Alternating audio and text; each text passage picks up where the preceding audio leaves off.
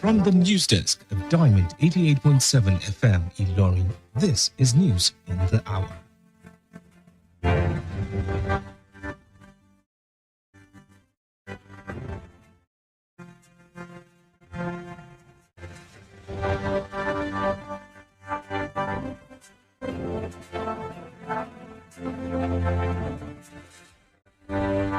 In the headlines, FCT workers defy Wiki's orders, resume strike. Kano government reaffirms commitment to ending Emirate tussle. Police debunk gunfire claims, insist only tear gas was fired at protesters of Makoko demolitions. Kwara SDP reaffirms unity, says party not built on personal ambition.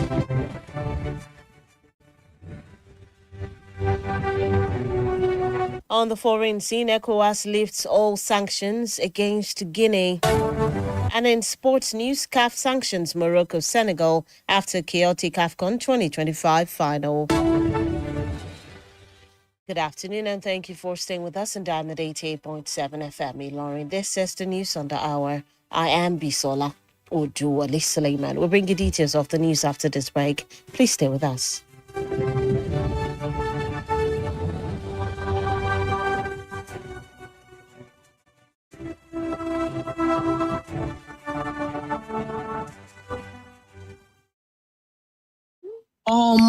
You ugly. Everybody they post picture for social media. You too they put picture. Hey, wait, this picking not even fine. Yeah. See this broke guy, now your generation they here. You probably don't know how much your words hurt, but cyberbullying is real. Words hurt, whether it's in person, from typing, or behind a screen. Just a comment or unnecessary share from someone you know or from a complete stranger can hurt. Words can even end lives. Think before you type. Stop cyberbullying today. This message is reaching you from Diamond 88.7 FM Ilorin.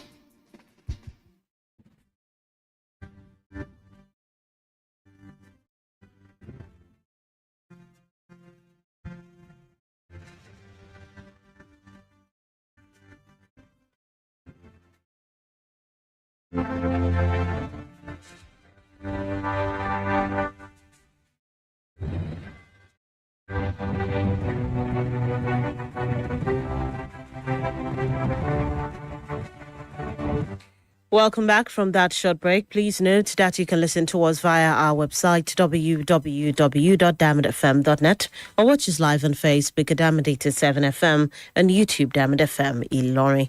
Now the news in detail. Workers of the Federal Capital Territory Administration, FCTA, under the Joint Union Action Committee, JUAC, resumed their indefinite strike today, which they initially began on January 19 over unresolved welfare concerns. The News Agency of Nigeria observed that only a few workers were present across FCTA secretariats, departments and agencies. A stark contrast to Wednesday's heavy turnout. The low attendance followed Joint Union Action Committee's directive for workers to remain at home. Meanwhile, in a communique signed by NLC's Acting General Secretary, Benson Upah, and TUC's Secretary General, Nuhu Toro, they stressed that the strike would persist until the FCT Minister, Nyesom Wike, negotiates with FCT workers.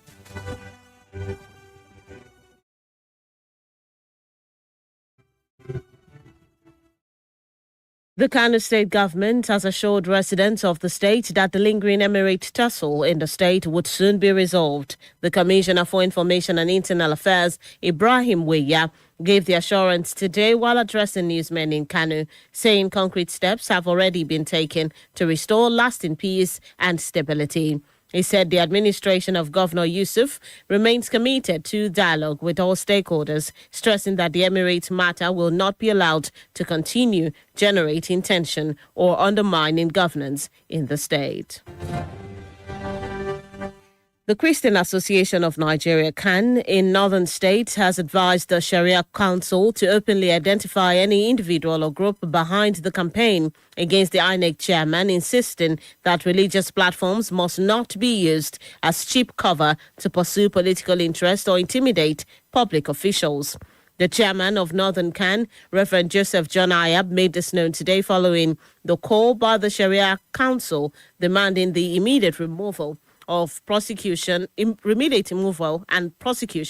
the INEC boss, Professor Joash Amukbiton, accusing him of compromised integrity over a legal brief in which he reportedly acknowledged claims of persecution of Christian genocide in Nigeria. CAN, however, questioned the motive behind the demand, describing the call as a dangerous attempt to politicize religion and undermine a critical national institution, stressing that Professor Amukbiton has a constitutional right to freedom of religion.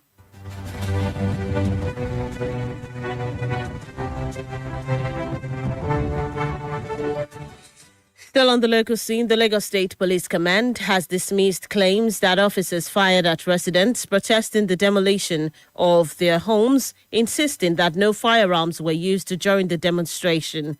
Recall that on Wednesday, protesters from communities in the state, including Makoko, Oworonshoki, Owodioniri, and Okwoba, had staged the demonstration demanding proper compensation and relocation following the demolition of their properties.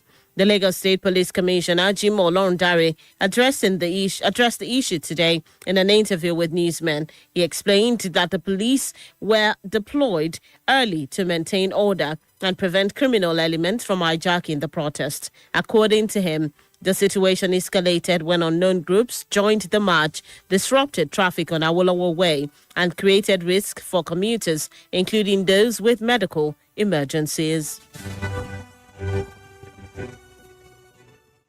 Moving on to Osun State, the Accord Party in Osun State has confirmed the successful uploading of Governor Ademola Adeleke as its duly nominated candidate for the August 8, 2026 governorship election.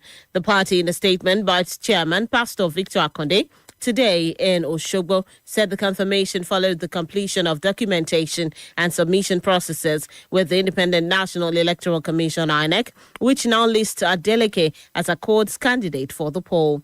Akonde said the development marked a significant milestone in the party's preparations for the election, noting that the confirmation had addressed questions surrounding its nomination process ahead of the 2026 governorship contest scheduled by INEC. And to news in Kwara State, the Kwara State chapter of the Social Democratic Party, SDP, has declared that the party remains strong and united following the resignation of Hakeem Lawal, its 2023 governorship candidate. In a statement issued on Tuesday and signed by the state chairman, Barrister Ibrahim Sharafuddin, and the state secretary, Ibrahim Olamilekan Quadri, the party described the development as a clarification and not a loss, insisting that the exit has no negative impact on the party's structure or ideological strengths. The SDP said it respects the fundamental right of individuals to associate or dissociate with any political group, but maintained that the party is not a platform for personal ambition. According to the statement, the party remains a mass movement rooted in the interest of ordinary Kwarans, including market women, farmers, artisans, teachers, and youths. And that's it on the local scene. The news on the hour is reaching you from Diamond 88.7 FM, Ilorin. We'll take a short break. When we return, ECOWAS lifts all sanctions against Guinea. We'll bring you that story in foreign news and some others on the sporting scene.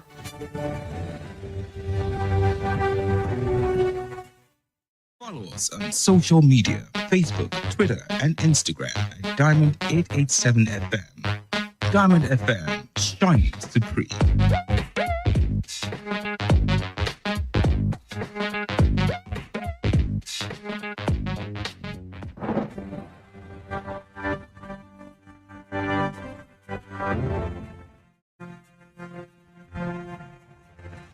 Welcome back from that break. You're still tuned in and listening to the news on the hour, reaching you from Diamond 88.7 FM. Before that break, we brought you local stories. Now we move on to the foreign scene. In foreign news, the West African Regional Bloc, ECOWAS, has removed all outstanding sanctions imposed against Guinea following the 2021 coup after last month's election of former junta leader Mamadi Doumbouya. According to ECOWAS in a statement, the sanctions were lifted with immediate effect following the successful constitutional referendum held in September and December's presidential election. While congratulating President Doumbouya on his election victory, the West African Bloc disclosed that Guinea has been fully reintegrated into all ECOWAS decision-making organs and other regional activities. Still in foreign news, heavy gunfire and loud explosions were heard in Niger Republic, close to the international airport outside the country's capital, Niamey. According to multiple eyewitness accounts and video clips, air defense systems engaging unidentified projectiles in the early hours of today were seen. Although the situation has since been stabilized, the cause of the explosions remain unclear and it is not yet known whether there were any casualties. As of now, the military has issued no official statement on the incident. And that's it on the foreign scene. In sports news, the Confederation of African Football (CAF) has imposed sanctions on Senegal and Morocco for incidents that occurred during the 2025 Africa Cup of Nations AFCON final, which violated its disciplinary code, principles of fair play and integrity during the game. For his role in the incident, Senegal head coach Pape Bouna Thiaw was suspended for 5 official CAF matches and fined $100,000.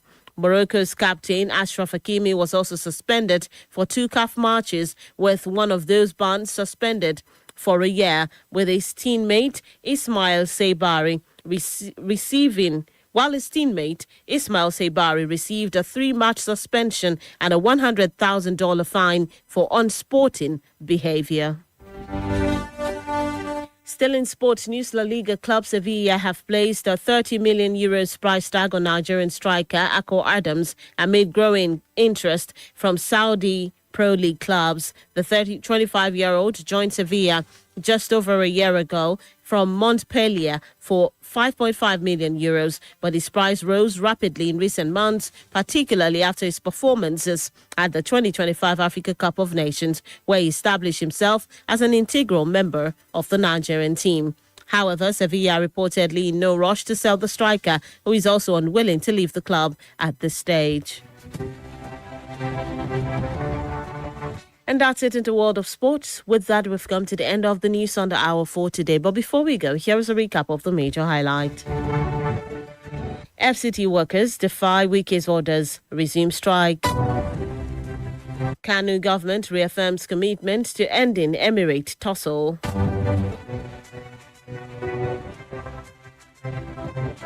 Police debunk gunfire claims, insist only tear gas was fired at protesters of Makoko demolitions. Kwara SDP reaffirms unity, says party not built on personal ambition. On the foreign scene, ECOWAS lifts all sanctions against Guinea. In sports news, CAF sanctions Morocco, Senegal after chaotic AFCON 2025 final. And those are the major headlines as brought to you this afternoon. Before we wrap up the news, we take a look at our Today in History segment. Did you know that on this day in the year 1968, during the Nigerian Civil War, Lieutenant Colonel Chukwuemeka Odumegu Ojukwu officially introduced the Biafran pound as the currency of the Republic of Biafra? Now you know. For news coverage or information about happenings around you, kindly contact the Diamond FM newsroom number on 091-606-27526, 091-606-27526. Join us at 3 p.m. for the news flashing at 5 p.m. for the news across the world. For a comprehensive bulletin, log on to our website, www.diamondfm.net, to keep up to date with us from any part of the world. Download the app on Google Play Store and iOS Apple Store, Diamond FM. The news on the hour was put together by Niju Okore. I am BISOLA ODUWOLE Suleiman. Thank you for listening to your shining Supreme station. Stay tuned for the news in Yoruba coming up shortly. Good afternoon.